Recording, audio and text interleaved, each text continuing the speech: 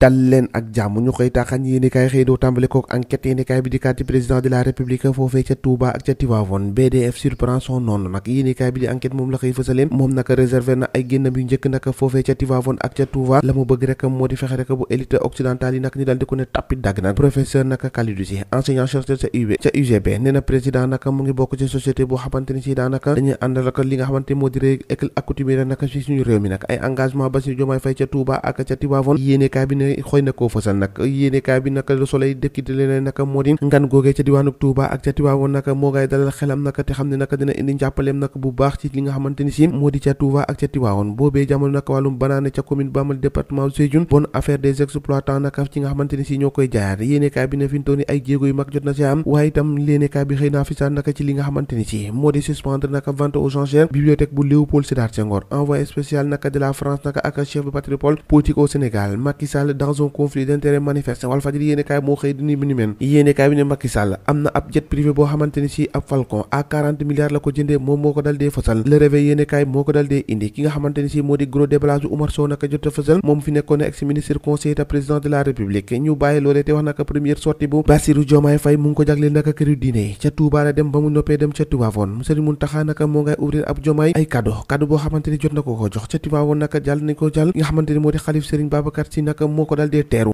ko ci teeru yi ñoo xamante ni si jot na faa fësal li nga xamante ni si moom la bëgg naka ci njàppale ci ñaari dëkk yooyu Diomaye naka koloon Wade ak Macky ndax première sortie boobee mu ngi ko réservé ci cité religieuse Touba ak ca Tivaouane naka ñu ngi inauguré leer ci jamono ji nga xamante ni cinquième président jot na koo génn naka ci diwaanu Ndakaaru dem ci ñaari dëkk yooyu ca Touba ak fi nga xamante ni moo ci Tivaouane le pèlerinage naka maanaam ajuk Diomaye foofee naka ca Touba ak ca Tivaouane génn bu njëkk foofu la ko jagleel ne naka wàllum jafe-jafe ndox ak assainissement ci Touba dina ci def kéem kàttan gi rek saafara ko conseil cadeau yi nga xamante ni xalif général des mourides ak Tidiane naka jox na ko nga xamante ni si moo di Diomaye Faye naka tegtal nañ ko ba noppi naka jox ko cadeau mu dal dee ñibbi boobee jamono aar suñu moomeel naka moo ngay alerté ci scandale foncier bi am ca Maabo naka ca Mbirkilaan ca Ndengeleer bis nag boo moytu dina fa am ndax am na ci ay promoteurs yu mag yoo xamante ne taxaw nañu ngir jël seeni suuf te loolee duñ ko nangu te lu mu leen jaral rek bëgg nañ ko gouvernement des limites à la taille regroupement des départements ministériels naka ak efficacité en question problème gestion ak processus décisionnel ak yéenekaay boo moytu naka loolu nar naa am seenu kaw enfin Diomaye fait son élégance en Touba et ak Tivaouane le gars yi dañu ndalte naka mu jéew la am ndax ni ki démb sol na kël dàllam naka dem ca këru diine yooyu naka ca diwaanu ko Touba ak ca Tivaouane ab ndajeek waxtaan dëgg nag moo am foofee ca diwaanu Touba ak ca Tivaouane yéenekaay bi surtout am moo ko xëy di ko fasal nag ne ne Diomaye naka bett nañu bari ndax ñu bari jàppoon nañ ne fi mu toll nii ñooñu dal leen a tegee na le waaye naka ni ki démb la sol daalam dem ca Touba ak ca Tivaouane xalif yi naka jot nañ koo ñaanal bu noppi naka jox ko cadeau tax ak diktal yoo xamante ni ci mun na koo def bu ko defee nag réew mi mun a jëm ci kanam ñoo ko déggandoo jàngeen jëf ba ëllëg